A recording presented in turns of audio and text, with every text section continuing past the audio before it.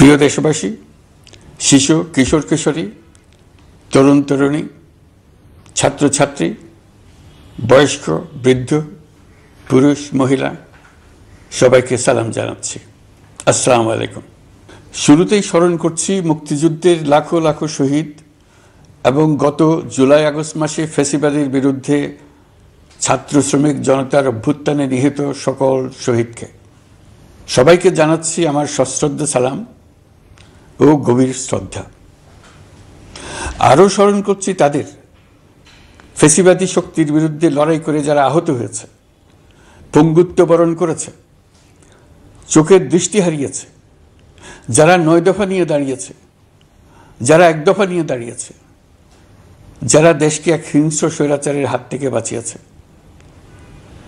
কৃতজ্ঞ চিত্তে স্মরণ করছি আপনাদের ভাই বোনদের, আপনাদের সন্তানদের, যারা এই বিপ্লবে অংশগ্রহণ করেছে। আমরা অন্তর্বর্তীকালীন সরকারের প্রথম 100 দিন অতিক্রম করলাম। আপনারা জানেন কি কঠিন এক পরিস্থিতিতে আমাদের দায়িত্ব গ্রহণ করতে হয়েছে। ছাত্র শ্রমিক জনতার অভূতপূর্ব গণ অভ্যুত্থানের পর ফ্যাসিস্ট সরকার প্রধান পালিয়ে গেলে দেশ সরকার শূন্য হয় সাময়িকভাবে। পুলিশ প্রশাসন এ সময় সম্পূর্ণ নিষ্ক্রিয় হয়ে পড়লে উদ্বেগজনক এক পরিস্থিতির সৃষ্টি হয়। স্বৈরশাসনে বিপর্যস্ত এই দেশকে আমাদের সবাইকে মিলে পুনর্গঠন করতে হচ্ছে। জুলাই আগস্ট বিপ্লবের পর আমরা এমন একটি দেশ হাতে পেয়েছি যার সর্বত্র ছিল বিশৃঙ্খলা। স্বৈরশাসন টিকিয়ে রাখতে আইন শৃঙ্খলা বাহিনীকে জনগণের মুখোমুখি দাঁড় করিয়ে দেওয়া হয়েছিল। বিপ্লব চলাকালে প্রায় 1,500 ছাত্র শ্রমিক জনতার শহীদী মৃত্যু হয়। আমাদের সরকার প্রতিটি মৃত্যুর তথ্য অত্যন্ত যত্নের সাথে জোগাড় করছে। এই বিপ্লবে আহত হয়েছে 19,931 জন। আহতদের জন্য ঢাকার 13টি হাসপাতাল সহ বিভিন্ন বিশেষায়িত হাসপাতালে চিকিৎসার ব্যবস্থা করা হয়েছে। প্রতিদিনই তালিকায় আরও নতুন নতুন শহীদের তথ্য যোগ হচ্ছে, যারা স্বৈরাচারের আক্রোশের শিকার হয়ে এই পৃথিবী ছেড়ে চলে গেছেন। প্রতিটি হত্যার বিচার আমরা করবই। জুলাই আগস্ট হত্যাকাণ্ডের বিচারের যে উদ্যোগ আমরা নিয়েছি তার কাজও বেশ ভালোভাবে এগিয়ে যাচ্ছে। পতিত স্বৈরাচার শেখ হাসিনাকেও আমরা ভারতের কাছ থেকে ফেরত চাইব। কেবল জুলাই আগস্ট হত্যাকাণ্ডই নয়, আমরা গত 15 বছরে সব অপকর্মের বিচার করব। অসংখ্য মানুষ গুম হয়েছে, খুন হয়েছে।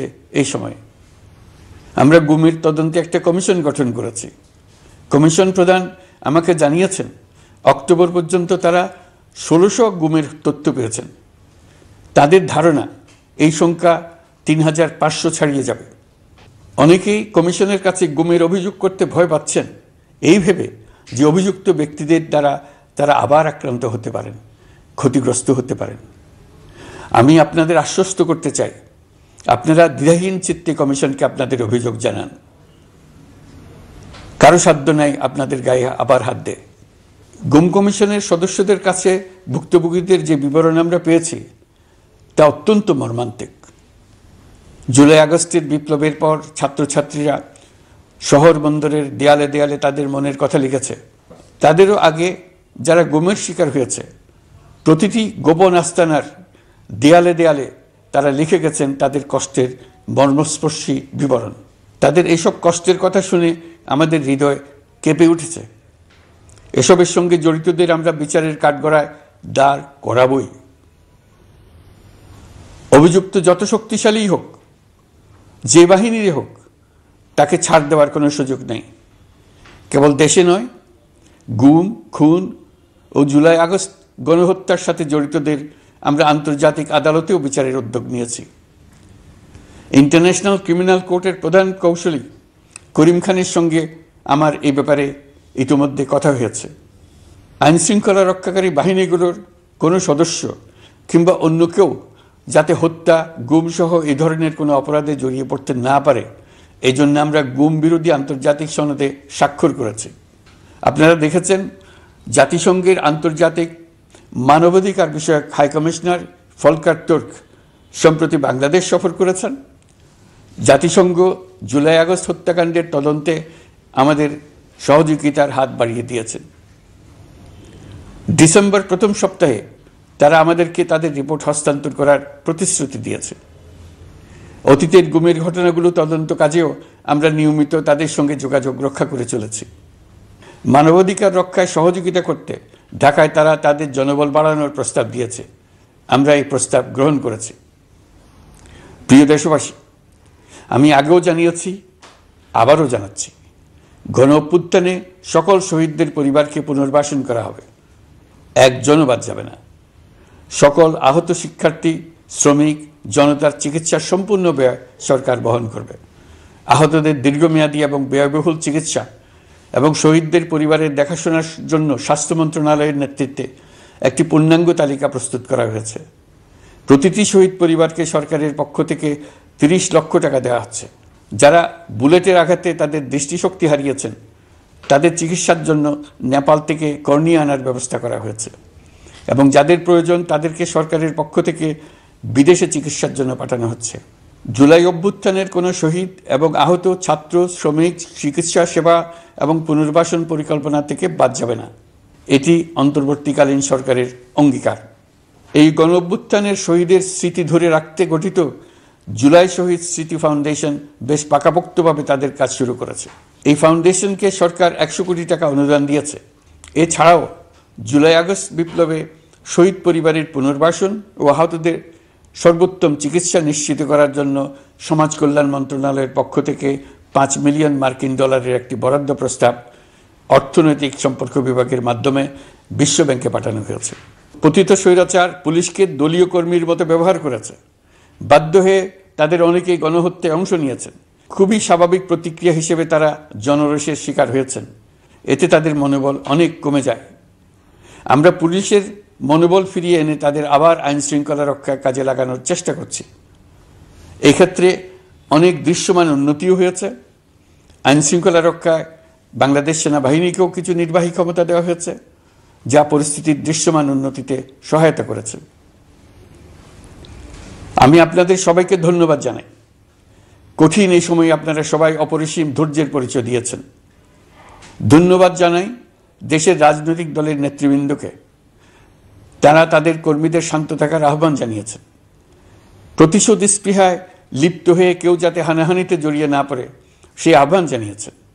আপনাদের সবাই এই আহ্বানে সাড়া দিয়েছেন। ফেসিবাদী শক্তি ভয় দেখিয়েছিল তারা ক্ষমতা ছাড়লে দেশের লাখ লাখ লোক মারা পড়বে। টানা 7 দিন পুলিশ প্রশাসন সম্পূর্ণ নিষ্ক্রিয় থাকার পরও ব্যাপক আকারে সহিংসতা এড়ানো গেছে।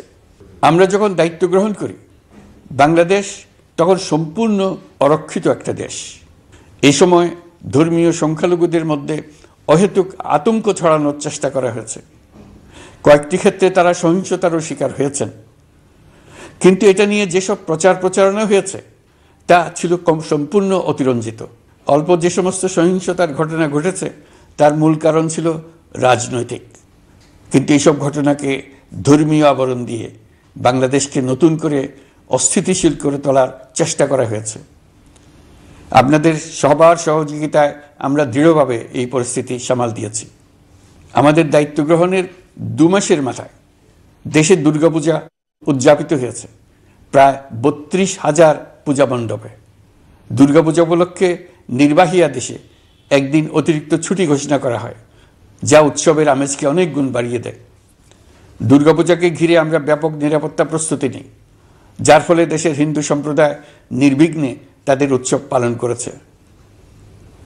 আমরা দায়িত্বে আসার পর যে অল্প কিছু ক্ষেত্রে তারা সহিংসতার শিকার হয়েছেন, আমরা তার প্রতিটি ঘটনার তদন্ত করেছি। শুধু হিন্দু সম্প্রদায় নয়, দেশের কোনো মানুষই যাতে কোনো রকম সহিংসতার শিকার না হয় সেই জন্য আমরা যথাসাধ্য চেষ্টা করছি এবং সবসময় সে চেষ্টা করে যেতে থাকব। আপনারা জানেন, চলতি বছর বাংলাদেশের বিভিন্ন অঞ্চলে 6টি বন্যা হয়েছে। আপনাদের সবার সহযোগিতায় আমরা এই বন্যা মোকাবেলা করেছি। বাংলাদেশের দেশপ্রেমিক সশস্ত্র বাহিনী বন্যা মোকাবেলায় জনগণের সাথে কাঁধে কাঁধ মিলিয়ে কাজ করেছে। বন্যা মোকাবেলা ও বন্যা পরবর্তী পুনর্বাসনের লক্ষ্যে বিশ্বব্যাংকের $250 মিলিয়ন অনুদান এবং স্থানীয় অনুদানের মাধ্যমে 100 কোটি টাকারও বেশি অর্থ সংগ্রহ করা হয়েছে। বন্যার ফলে অনেক জায়গায় ফসলহানি হয়েছে, ব্যাহত হয়েছে পণ্য সরবরাহ শৃঙ্খল। বন্যা পরবর্তী সময়ে বাজারে শাকসবজি সহ নিত্য প্রয়োজনীয় পণ্যের দাম বেড়েছে, ফলে আপনাদের কষ্ট হয়েছে। নিত্য পণ্যের দাম সহনীয় পর্যায়ে রাখতে আমরা যথাসাধ্য চেষ্টা করছি। বাজারে ডিমের সরবরাহ বাড়ানোর জন্য আমরা 9.5 কোটি ডিম আমদানির অনুমতি দিয়েছি। এই জন্য প্রয়োজনীয় শুল্ক ছাড়ও দেওয়া হয়েছে। মধ্যস্বত্বভোগীদের দৌরাত্ম্য কমিয়ে ডিমের উৎপাদকরা যাতে সরাসরি বাজারে ডিম সরবরাহ করতে পারে সেই উদ্যোগও নেওয়া হয়েছে। মানুষ যাতে স্বল্প মূল্যে কৃষিপণ্য কিনতে পারে সেজন্য রাজধানী সহ বিভিন্ন স্পটে সরকারি কিছু পণ্য বিক্রি করা হচ্ছে।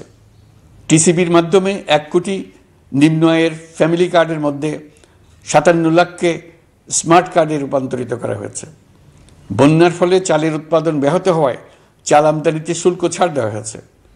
আসন্ন রমজানে নিত্য প্রয়োজনীয় দ্রব্যের সরবরাহ এবং দাম যাতে স্বাভাবিক থাকে এই জন্য সরকারের বিভিন্ন কর্তৃপক্ষ ব্যবসায়ীদের সাথে নিয়মিত বৈঠক করে যাচ্ছে। দ্রব্যমূল্য নিয়ে আমাদের কোনো লুকোছাপা নেই। মূল্যস্ফীতির পূর্ণ তথ্য জনগণের সামনে তুলে ধরা হচ্ছে। মূল্যস্ফীতি রোধে উচ্চ সুদের হার নির্ধারণ সহ একাধিক নীতিগত সিদ্ধান্ত নেওয়া হয়েছে, যার মধ্যে রয়েছে শস্য আমদানিতে এলসি সীমা অপসারণ এবং সরবরাহ চেইন। পরিবহন খাতে চাঁদাবাজি বন্ধের চেষ্টা করা হচ্ছে। আমরা আশা করি বাজারে পণ্যমূল্য কমিয়ে আনতে এটা ভূমিকা রাখবে। নেপাল থেকে পানি বিদ্যুৎ বাংলাদেশে আনার ব্যবস্থা করা হয়েছে। দৈনন্দিন রাষ্ট্র পরিচালনার পাশাপাশি আমাদের ভবিষ্যতের বাংলাদেশ বিনির্মাণের কথাও ভাবতে হচ্ছে।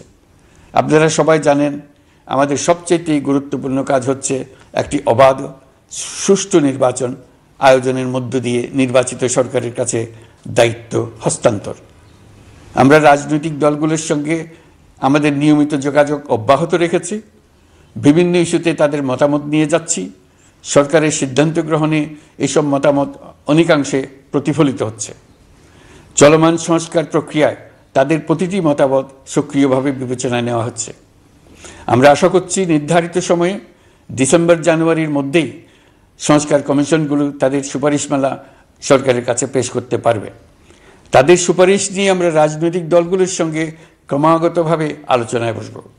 সকলের ঐক্যমত্যের ভিত্তিতেই আমরা সংস্কার প্রস্তাব চূড়ান্ত করব। নির্বাচন কবে হবে এই প্রশ্ন আপনাদের সবার মনেই আছে, আমাদের মনেও সারাক্ষণ আছে। আপনারা লক্ষ্য করেছেন নির্বাচন আয়োজনের লক্ষ্যে আমরা প্রয়োজনীয় পদক্ষেপ নিতে শুরু করেছি।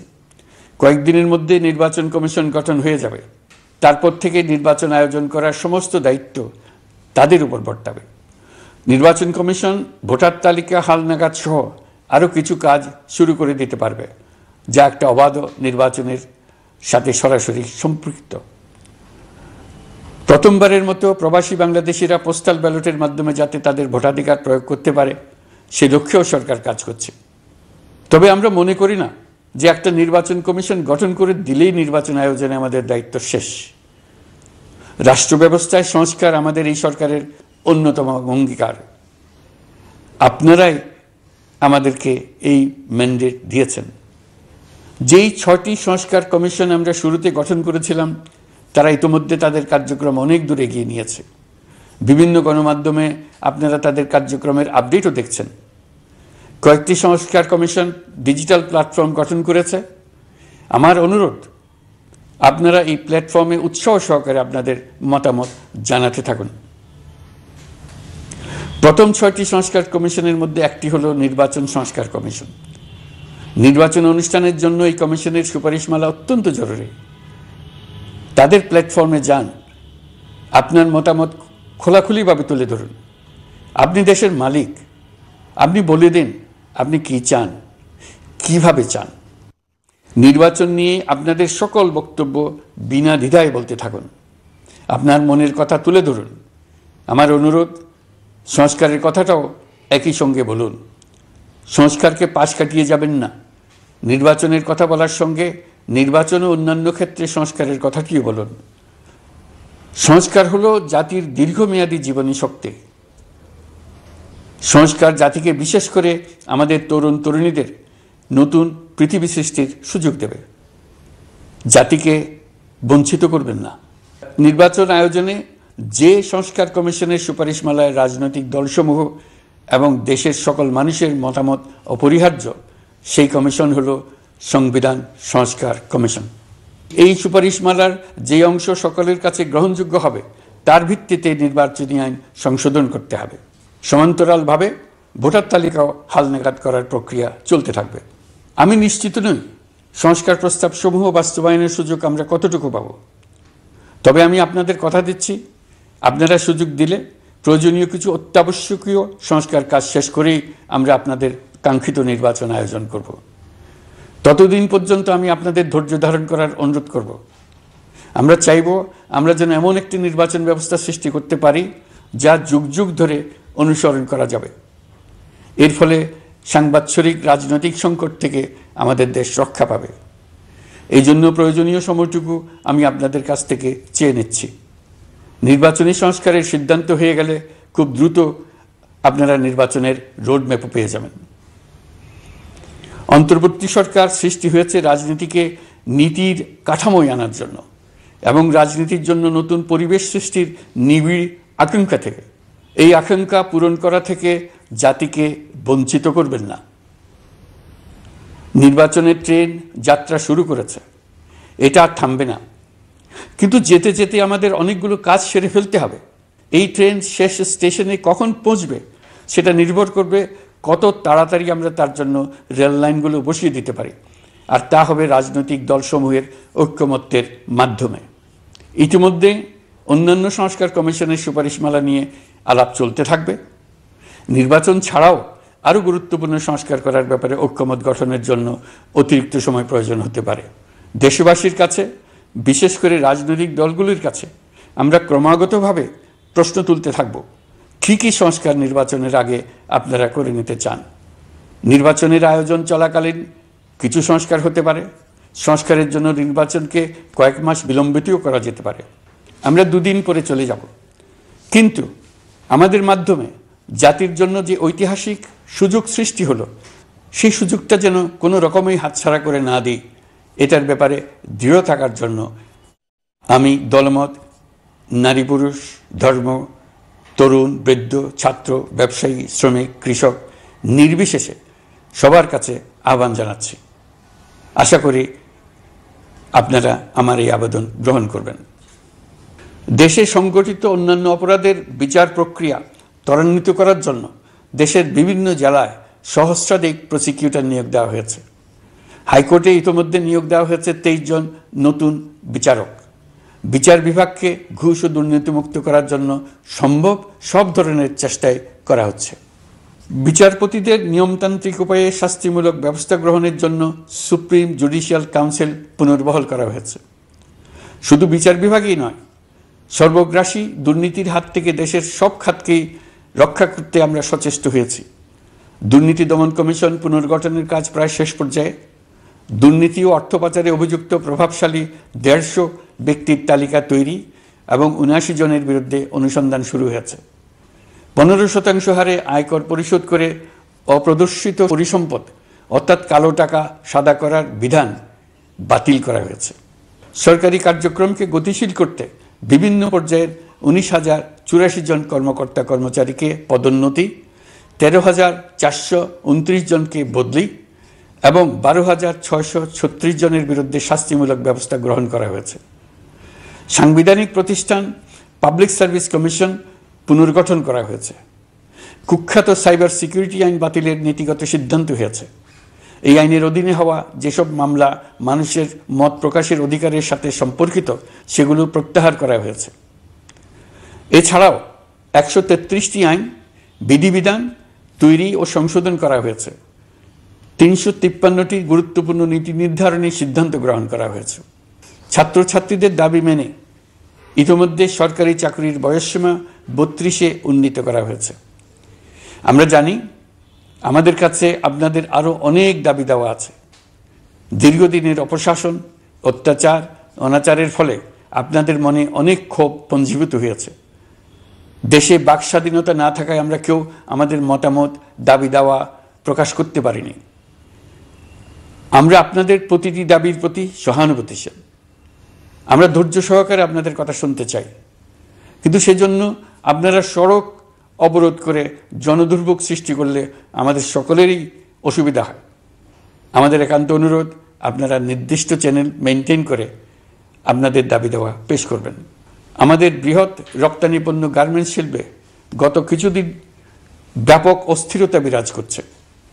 ফ্যাসিস্ট সরকারের সুবিধাভোগী বেশ কিছু গার্মেন্টস মালিক পালিয়ে যাওয়ায় শ্রমিকদের বেতন ভাতা নিয়ে অনিশ্চয়তা তৈরি হয়েছে। অন্য অনেক কারখানাও শ্রমিকদের ন্যায্য বেতন সহ অন্যান্য সুবিধা থেকে বঞ্চিত ছিল। শ্রমিকরা তাদের দীর্ঘদিনের বঞ্চনার প্রতিবাদ জানাতে এবং অনিশ্চয়তা থেকে মুক্তি পেতে রাস্তায় নেমে আসে। আমরা তাদের কথা শুনেছি, তাদের আলোচনার টেবিলে নিয়ে আসতে পেরেছি। আমরা অত্যন্ত আনন্দিত যে মালিক শ্রমিকের মধ্যে 18 দফার একটা ব্যাপক ভিত্তিক চুক্তি স্বাক্ষরিত হয়েছে। বড় ধরনের কোনো সহিংসতা ছাড়াই আমরা শ্রমিক অসন্তোষ নিরসন করতে পেরেছি। তারা আবার উৎপাদনে ফিরেছে। এতে প্রাণ ফিরে পেয়েছে বাংলাদেশের রপ্তানিমুখী এই শিল্প।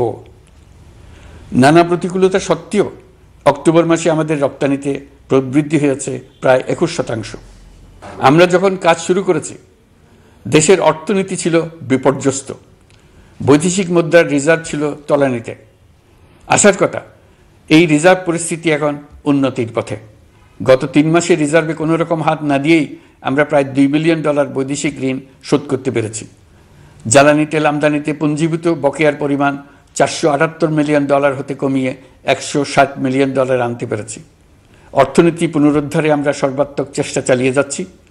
বিশ্বব্যাংক, IMF সহ বিভিন্ন দাতা সংস্থা ইতিমধ্যে ঋণ ও অনুদান হিসেবে $8 বিলিয়ন দেওয়ার প্রতিশ্রুতি দিয়েছে, যা আমাদের ভঙ্গুর অর্থনীতিকে সচল করতে সক্ষম হবে। পতিত সরকার আমাদের জন্য যে ভঙ্গুর অর্থনৈতিক পরিস্থিতি রেখে গিয়েছে, তাতে রাজস্ব আদায়ে গতি আনতে হিমশিম খেতে হচ্ছে জাতীয় রাজস্ব বোর্ডকে। এর মধ্যেও জুলাইয়ের নেতিবাচক অবস্থা থেকে অক্টোবর নাগাদ রাজস্ব আদায়ে 9.9% প্রবৃদ্ধি অর্জিত হয়েছে। আগের অর্থ বছরের সংশোধিত বাজেটে বিপুল রাজস্ব ঘাটতি ছিল, যে কারণে এবার শুরু থেকেই রাজস্ব আদায়ের লক্ষ্যমাত্রা অনেক বেড়ে যায়। এর ফলে স্বৈরাচার পতনের পরবর্তী 3 মাসে 9.9% রাজস্ব বৃদ্ধির পরেও লক্ষ্যমাত্রার বিপরীতে 23%-এর বেশি ঘাটতি থেকে যায়। রাজস্ব আদায়ের গতি আনতে আমি এখন অনলাইনে আয়কর রিটার্ন জমা দিতে উৎসাহিত করছি। আন্তর্জাতিক সাহায্য সংস্থা, বিশ্বব্যাংক, IMF, UNDP ইত্যাদি প্রধানদের সঙ্গে আমার দীর্ঘ বৈঠক হয়েছে। তারাও বাংলাদেশকে নতুনভাবে এবং সর্বাত্মকভাবে সাহায্যের জন্য তাদের আগ্রহ ব্যক্ত করেছেন। চীনের পররাষ্ট্রমন্ত্রীর সঙ্গে একান্ত বৈঠকে চীনের পক্ষ থেকে যাবতীয় সাহায্যের আশ্বাস দিয়েছেন। 100 দিন আগে আর্থিক দিক থেকে আমরা যে লণ্ডভণ্ড অবস্থা থেকে যাত্রা শুরু করেছিলাম, সেটা এখন অতীত ইতিহাস হয়ে দাঁড়িয়েছে। এই 100 দিনে অর্থনীতি সবল অবস্থানে চলে আসছে। এটা সম্পূর্ণ নিজস্ব নীতিমালা দিয়ে হয়েছে। বলা বাহুল্য, এখনও আমাদের বন্ধুদের কাছ থেকে যে সাহায্যের আয়োজন হয়েছে তা আসা শুরু করেনি। বন্ধু রাষ্ট্রগুলো শুধু যে আমাদের বড় বড় অঙ্কের সাহায্য দিয়ে আসছে তাই নয়, তারা এই সাহায্য দ্রুততম সময়ে আসা শুরু করবে এই প্রতিশ্রুতিও আমাকে দিয়েছেন। এই সাহায্য আসা শুরু করলে আমাদের অর্থনীতি অত্যন্ত মজবুত এবং আকর্ষণীয় অর্থনীতিতে পরিণত হবে। বিদেশি বিনিয়োগকারীরাও নানা রকম বিনিয়োগে উৎসাহিত হয়ে এগিয়ে আসবে। বিনিয়োগকারীদের সঙ্গে এখন থেকে আমরা আলোচনা শুরু করে দিয়েছি। বিশ্বের রাষ্ট্রপুঞ্জের মজলিসে আমরা এখন সম্মানিত এবং প্রশংসিত দেশের অবস্থানে পৌঁছতে পেরেছি। এর কারণে পরাজিত শক্তি নানা কৌশল করেও তাদের দিকে দৃষ্টি আকর্ষণ করতে পারছে না। তারা নানা চেহারা নিয়ে আপনাদের প্রিয়পাত্র হবার চেষ্টা করছে। পরাজিত শক্তির ষড়যন্ত্র থেকে নিজেকে মুক্ত রাখুন, দেশকে মুক্ত রাখুন। এই ব্যাপারে অনড় থাকুন। এমন কিছু করবেন না যা তাদেরকে উৎসাহিত করতে সাহায্য করে। তাদেরকে সকল দিক থেকে নিরাশ করুন। সেটা নিশ্চিত করতে পারলে আমাদের আর কোনো বিষয়ে সংশয় করার প্রয়োজন নেই। সরকারের পক্ষ থেকে আমি নিশ্চয়তা দিচ্ছি, সকল প্রকার সীমাবদ্ধতা সত্ত্বেও আমরা আপনাদেরকে একটা মজবুত অর্থনীতি দিয়ে যাব। ভবিষ্যতে চলার পথকে সহজগম্য করে যাব। নাগরিক অধিকারসমূহ নিশ্চিত করে যাব। বিপক্ষ শক্তি যত শক্তিশালী হোক, নাশকতার যত রকম উদ্ভট পরিকল্পনাই করুক, সব কিছু নস্যাৎ করার জন্য প্রস্তুত থাকুন। এবার যে মুক্তি আমরা অর্জন করেছি তা আমাদের কাছ থেকে কেউ যেন ছিনিয়ে নিতে না পারে, তার জন্য সর্বমুহূর্তে প্রস্তুত থাকুন। আপনারা জেনেছেন পতিত সরকার ও তার দোসররা প্রতি বছর দেশ থেকে 12 থেকে 15 বিলিয়ন ডলার পাচার করেছে। দুর্নীতি বিরোধী সংস্থা ট্রান্সপারেন্সি ইন্টারন্যাশনাল বাংলাদেশ সম্প্রতি এই তথ্য দিয়েছে। পাচার হয়ে যাওয়া এই অর্থ ফিরিয়ে আনার জন্য সম্ভব সকল ধরনের উদ্যোগ আমরা গ্রহণ করেছি। এই কাজে সফল হতে পারলে আমাদের অর্থনীতি আরও গতি পাবে। এই কাজে আমরা বিভিন্ন আন্তর্জাতিক সাহায্য সংস্থার সাহায্য দিচ্ছি। আমি ধন্যবাদ জানাতে চাই বিশ্ব নেতৃবৃন্দকেও। বাংলাদেশের এই সংকটময় সময়ে তারা প্রায় সবাই সহযোগিতার হাত বাড়িয়ে দিয়েছেন। আমি যখন সেপ্টেম্বরে জাতিসংঘের সাধারণ পরিষদের অধিবেশনে যোগ দিই, সে সময় মার্কিন যুক্তরাষ্ট্র, European Union, Canada, Italy, Holland, জাতিসংঘের মহাসচিব সহ বিশ্বের অনেক দেশের সরকার প্রধানের সঙ্গে আমার বৈঠক করার সুযোগ হয়। তারা স্বতঃস্ফূর্তভাবে আমাদের প্রতি সর্বাত্মক সহযোগিতা প্রদানের অঙ্গীকার ব্যক্ত করেছেন।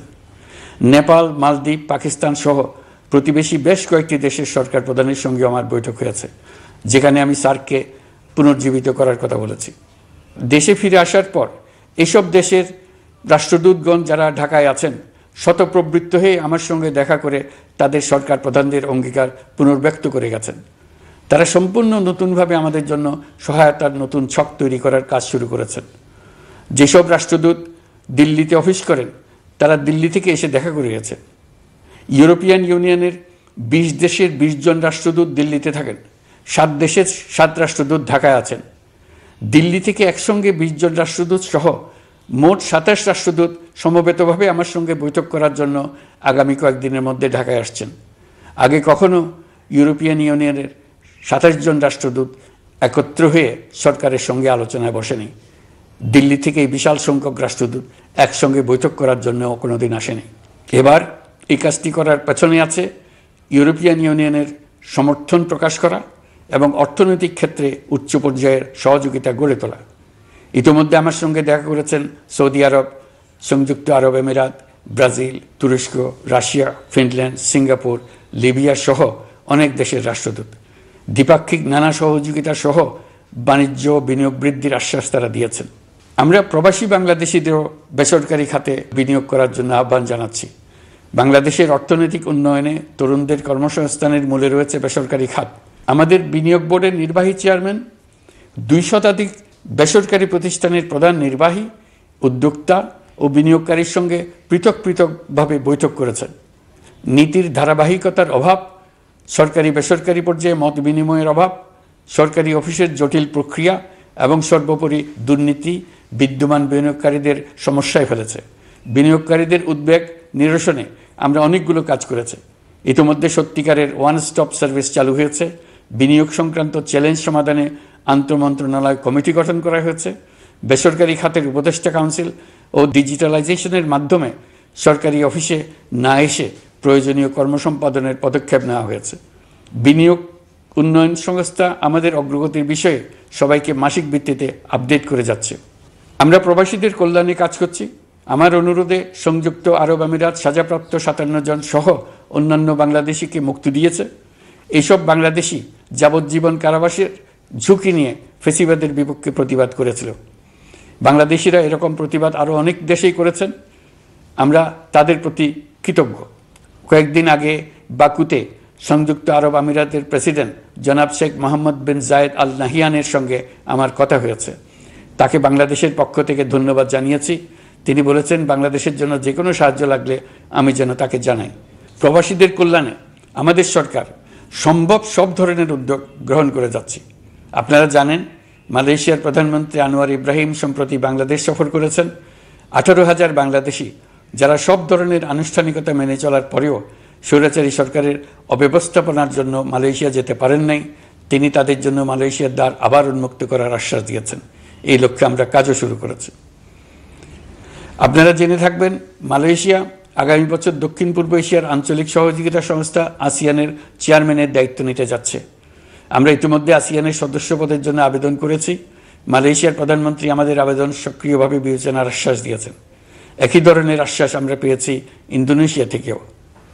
ইন্দোনেশিয়ার পক্ষ থেকে সে দেশে রাষ্ট্রীয় সফরে যাওয়ার জন্য আমাকে অনুরোধ করেছে। সৌদি আরব সহ বিশ্বের আরও অনেক দেশ আমাদের সঙ্গে সহযোগিতা বৃদ্ধির প্রস্তাব দিয়েছে। প্রথমবারের মতো ওআইসি সদর দপ্তরে আমরা স্থায়ীভাবে রাষ্ট্রদূত নিয়োগ দিয়েছি। তুরস্কের রাষ্ট্রপতি রিসেপ তাইয়েপ এরদোগানের সাথে আগে আমার টেলিফোনে আলাপ হয়েছে। এবার COP29 সম্মেলনে গিয়ে তিনিও তার স্ত্রীর সঙ্গে অত্যন্ত অন্তরঙ্গ পরিবেশে আলোচনা হয়েছে। বাংলাদেশের প্রতি তার বিশেষ সমর্থনের কথা তিনি বারবার প্রকাশ করেছেন। তুরস্কের একটি বাণিজ্য প্রতিনিধি দল ইতিমধ্যে বাংলাদেশ সফর করেছে।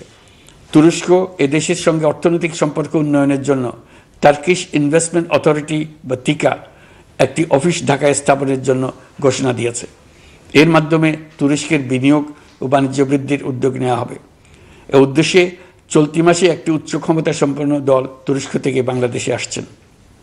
প্রিয় দেশবাসী, নতুন হজ প্যাকেজ ঘোষণা করা হয়েছে। তাতে হজের ব্যয় 1 লাখ টাকারও বেশি কমিয়ে আনা হয়েছে। পাশাপাশি আমরা এই সিদ্ধান্ত গ্রহণ করেছি, এই বছর সরকারি খরচে কাউকে হজে পাঠানো হবে না। আমরা নতুন বাংলাদেশকে একটা পরিবেশ বান্ধব এবং জীব বৈচিত্র্যময় দেশ হিসেবে গড়ে তোলার উদ্যোগ নিয়েছি। এটি তরুণদের আকাঙ্ক্ষা, আমাদের সবারই আকাঙ্ক্ষা। সেই লক্ষ্যে আমি প্রথমেই একটি ক্ষুদ্র পদক্ষেপ নিয়েছি। সমগ্র সচিবালয়ে প্লাস্টিকের পানির বোতল ব্যবহার নিষিদ্ধ করেছি। ইতিমধ্যে সুপার শপগুলোতে পলিথিনের শপিং ব্যাগ ব্যবহার বন্ধ করার উদ্যোগ নেওয়া হয়েছে। গত কয়েক দশকে যে পরিমাণ নদী দূষণ হয়েছে, আমরা তা বন্ধ করার উদ্যোগ নিয়েছি। আপনারা সবাই অবগত আছেন, জলবায়ু পরিবর্তন আমাদের জীবনযাত্রার জন্য কীরকম হুমকি হয়ে আসছে। গত 1 বছরে বাংলাদেশ প্রায় 15টি প্রাকৃতিক দুর্যোগের শিকার হয়েছে। মানুষের সৃষ্ট নানাবিধ দুর্যোগের পাশাপাশি এইসব প্রাকৃতিক দুর্যোগের বিপক্ষেও আমাদের লড়তে হচ্ছে। আজারবাইজানে জলবায়ু সম্মেলনে বিশ্ব নেতৃবৃন্দকে আমি আমার উদ্যোগের কথা জানিয়েছি। সেখানে জাতিসংঘের মহাসচিব, ইউরোপ, এশিয়া, আফ্রিকার অনেক সরকার প্রধানের সঙ্গে আমার দেখা হয়েছে। যতটুকু আলাপ আলোচনা সম্ভব হয়েছে, আমি সবার কাছে জলবায়ুর প্রতিকূল প্রভাব মোকাবেলা সহ গণতান্ত্রিক উত্তরণের পথে বাংলাদেশের অগ্রযাত্রায় সহযোগিতা চেয়েছি। তারা সবাই সহযোগিতার অঙ্গীকার করেছেন। গত 100 দিনে আমরা অনেক কল্যাণমূলক কাজ করেছি, যা এখানে স্বল্প পরিসরে বর্ণনা করা সম্ভব নয়।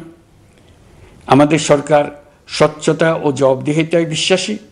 তাই আমি সরকারের সকল মন্ত্রণালয়কে নির্দেশ দিয়েছি তাদের নিজ নিজ কাজের বিস্তারিত বিবরণ নিজেদের ওয়েবসাইট ও সামাজিক যোগাযোগ মাধ্যমে প্রকাশ করার জন্য। আমি আমার দপ্তরকেও বলেছি সরকারের সব কাজের বিবরণ যাতে জনগণ জানতে পারে, এই জন্য যেন প্রয়োজনীয় পদক্ষেপ নেওয়া হয়। এই সরকারকে ব্যর্থ করার জন্য, অকার্যকর করার জন্য বিশাল অর্থে বিশ্বব্যাপী এবং দেশের প্রতিটি স্থানে, প্রতিটি প্রতিষ্ঠানে এক মহাপরিকল্পনা প্রতি মুহূর্তে কার্যকর রয়েছে। তাদের একটি বড় প্রচেষ্টা হচ্ছে আমাদের মধ্যে বিভেদ সৃষ্টি করা। পতিত সরকারের নেতৃবৃন্দ যারা এদেশ থেকে বিপুল পরিমাণ অর্থ পাচার করে নিয়ে গেছে, সেই অর্থে বলিয়ান হয়ে তারা দেশে ফিরে আসার জন্য চেষ্টা করে যাচ্ছে। তাদেরকে কিছুতেই সফল হতে দেবেন না। তারা সফল হওয়া মানে জাতির মৃত্যু, জাতি হিসেবে আমাদের অবসান। সাবধান থাকুন। তাদের সকল হীন প্রচেষ্টাকে আমাদের ঐক্যের মাধ্যমে নস্যাৎ করে দেন, যেভাবে নস্যাৎ করেছিলেন তাদের বন্দুকের গুলিকে, তাদের আয়নাঘরকে, প্রতি পায়ে তাদের অনাচারের শিকলকে। এ ব্যাপারে সবাই একমত থাকুন, ঐক্যবদ্ধ থাকুন। আপনারা সবাই ভালো থাকবেন। দেশের সকল শিশু, কিশোর কিশোরী, তরুণ তরুণী, ছাত্রছাত্রী, বয়স্ক, বৃদ্ধ, পুরুষ, মহিলা সবাইকে আমার সালাম জানাচ্ছি। আসসালামু আলাইকুম। মহান আল্লাহ আমাদের সহায় হন। খুদা হাফেজ।